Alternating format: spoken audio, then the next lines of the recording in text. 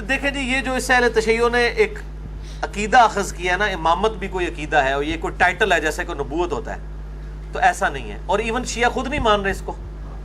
یہ جو شیعہ کا موقف ہے نا کہ یہ ڈیوائن کوئی عہدہ ہے، ایسا نہیں ہے. امام سے مراد لیڈرشپ ہے، علمی طور پہ لیڈرشپ ہے. وہ اہل بیت میں سے بھی ہو سکتے ہیں، نان اہل بیت میں سے ہو سکتے، قریش میں سے ہو سکتے ہیں. اب یہ قریش میں سے ہی حضرت ابوبکر بھی، حضرت عمر بھی، حضرت عثمان بھی، حضرت علی بھی.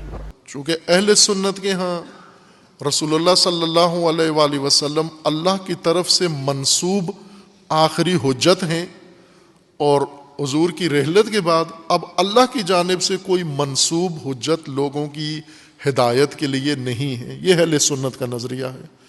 اب کس طرح سے دین کا نظام چلے گا؟ ان کے ہاں خلافت کا تصور قائم ہو جاتا ہے.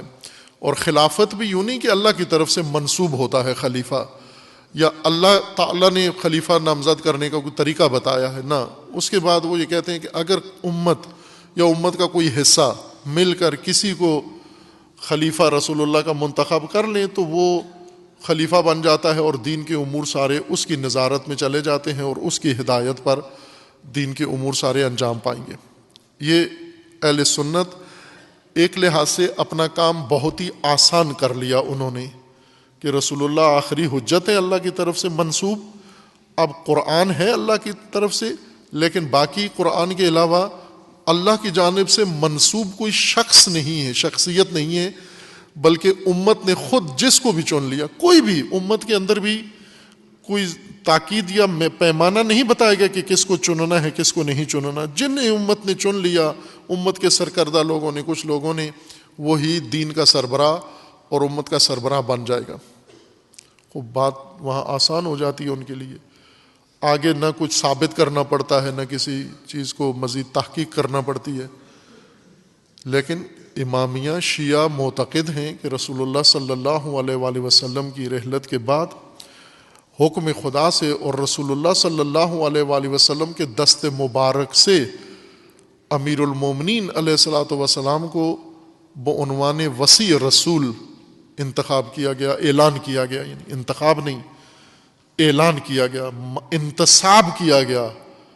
انتخاب کہیں بھی نہیں ہے، کہیں بھی دین میں اللہ کے الوہیت کا بھی انتخاب نہیں ہے، رسالت میں انتخاب نہیں ہے، امامت میں انتخاب نہیں ہے، جانشینی میں انتخاب نہیں ہے، کسی جگہ انتخاب نہیں ہے. امام مسجد کے لیے بھی الیکشن نہیں کر سکتے آپ کہ کس کو، جس کے ووٹ زیادہ ہیں وہ نماز پڑھائے. نہ، انتصاب ہے. امام مسجد منصوب ہوگا تو امامت ملے گی اس کو. انتصاب ہے، انتخاب کہیں بھی نہیں ہے.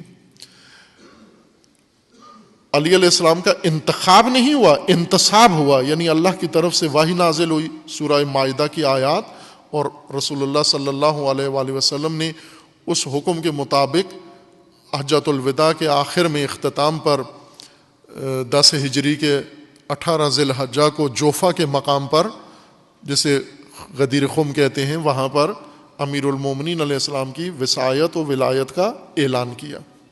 یہ تشیع کے نزدیک یہ مبنا ہے.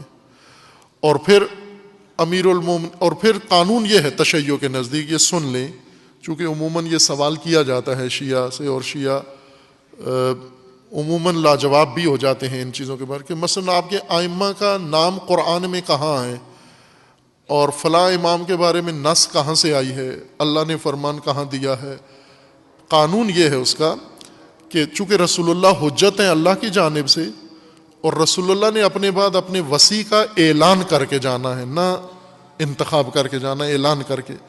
اور اسی طرح ہر وصی اپنے بعد والے آنے والے وصی کا اعلان کر کے امت کو معرفی کر کے جائے گا اپنے جانے سے پہلے. چونکہ انہیں علامت آ جاتی ہے کہ اب آپ کا وقت آخر ہے، تو وہ بتا کے جاتے ہیں. جس طرح کربلا میں امام حسین علیہ السلام شہادت سے پہلے جو ایک لازمی کام کیا اس کارزار کے میدان میں، امام زین العابدین علیہ الصلوۃ والسلام کو باقاعدہ اعلان کیا اور معرفی کیا بعنوان حجت خدا کہ میرے بعد یہ ہیں حجت خدا، اور ان کے حکم سے اور ان کے فرمان سے اور ان کے استفتاء و استفسار پر سارا کچھ ہوگا. انتصاب کیا. یعنی ہر ولی اپنے زمانے کا جو اولی الامر ہوتا ہے ولی، وہ اپنے بعد والے کو معرفی کر کے جاتا ہے، نص قائم کر کے جاتا ہے. صراحت سے اس کا نام لے کر نشاندہی کر کے جاتا ہے کہ میرے بعد یہ ہوگا، اور یہ آخری حجت تک، حجت عصر اجل اللہ تعالی فرج اور شریف تک یہ نظام ہے۔ اب تشیع کے لیے میدان دینی مشکل سے مشکل تر ہوتا جا رہا ہے، یعنی ایک تو رسول اللہ کی رحلت پر حجت خدا کا معنی ختم نہیں ہو گیا، امام کی شکل میں، وسیع کی شکل میں، جانشین کی شکل میں جاری ہے، اور دوسرا جانشین بھی پھر یوں نہیں کہ باقاعدہ طور پر سلسلہ جانشینی تسلسل کے ساتھ امت کے اندر جاری ہے۔ 250 سال کے بعد جانشین بھی حکم الہی سے پردہ غیبت میں چلے جاتے ہیں نظریہ تشیع کے مطابق۔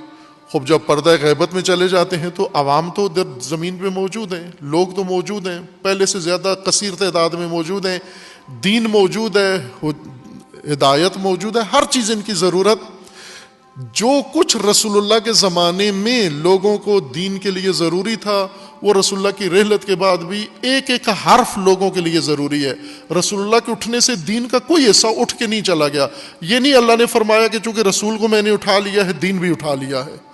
جب رسول اللہ تھے تو عید پڑھتے تھے، رسول اللہ نہیں ہے تو عید بھی نہیں ہے تمہاری، رسول اللہ نہیں ہے تو جمعہ بھی نہیں ہے تمہارا، رسول اللہ نہیں ہے تو جہاد بھی نہیں ہے، رسول اللہ نہیں ہے تو نہ، رسول اللہ دین اٹھانے کے لیے نہیں آئے، دین لانے کے لیے آئے۔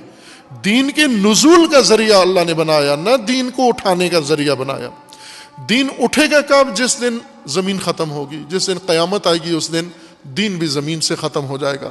جب تک انسان ہے وہ زمین ہے اور نظام ہے دین خدا، یہی دین جو رسول اللہ لائے تھے۔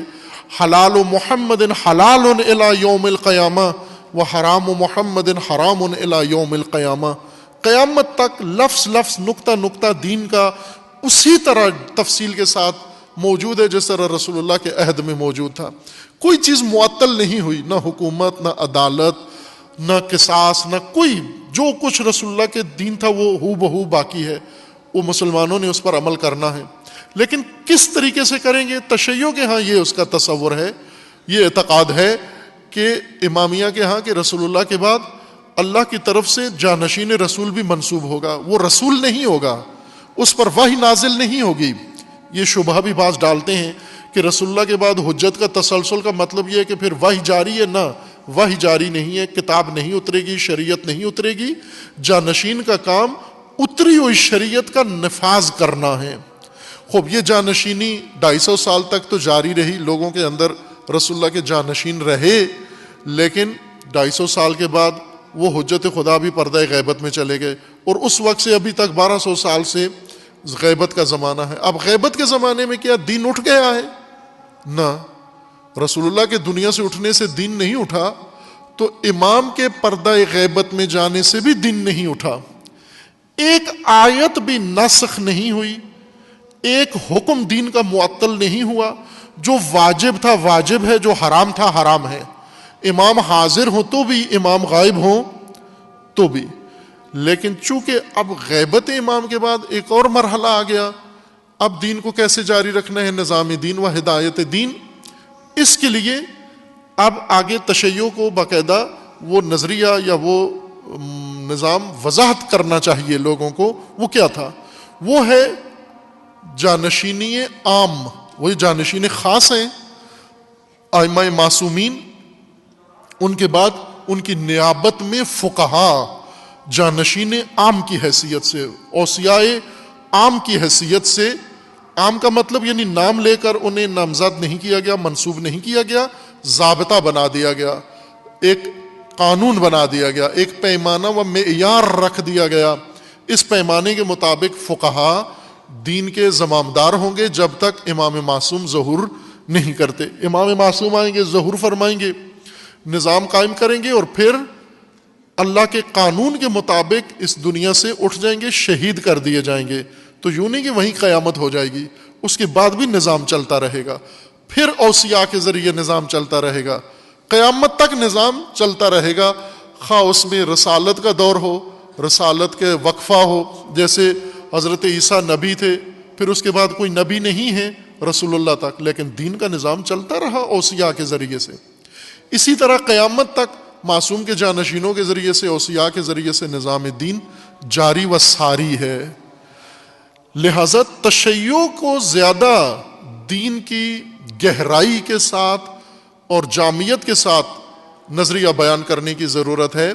دوسروں نے اپنا موضوع آسان کر لیا، کیونکہ ہمارے ذمہ اب رہا ہی کچھ نہیں ہے، نہ رسول اللہ کے بعد اللہ کی طرف سے کوئی منسوب حجت ہے، نہ اللہ کی طرف سے نسب عام ہے، نہ نسب خاص ہے۔ اب اللہ نے امت کو دے دیا سارا کچھ، یا امت پہ چھوڑ دیا، دے نہیں دیا، چھوڑ دیا، امت جو تشخیص دے، امت نے تشخیص دے کے چلایا ہوا ہے نظام اپنا۔ لیکن اگر تشیع کے نظریے کو دیکھیں تو نہ کسی دور میں، خواہ رسالت کا دور ہو، امامت کا دور ہو، معصوم کا دور ہو، غیبت کا دور ہو، کوئی دور بھی ہو، اس میں کوئی چیز امت کو سپرد نہیں کی گئی کہ یہاں پر آپ خود جیسے چاہو، جس کو چاہو اس کو اپنا مان لو، رہبر مان لو، پیشوا مان لو، امام مان لو۔ ہر ایک کے لیے دین نے نظام اور ضابطہ مقرر کیا ہوا ہے، اس ضابطے کے مطابق عمل ہوگا۔ جس زمانے میں بھی اللہ کے ضابطے کے مطابق عمل ہوا وہ اسلامی ہوگا، الہی ہوگا، دینی ہوگا۔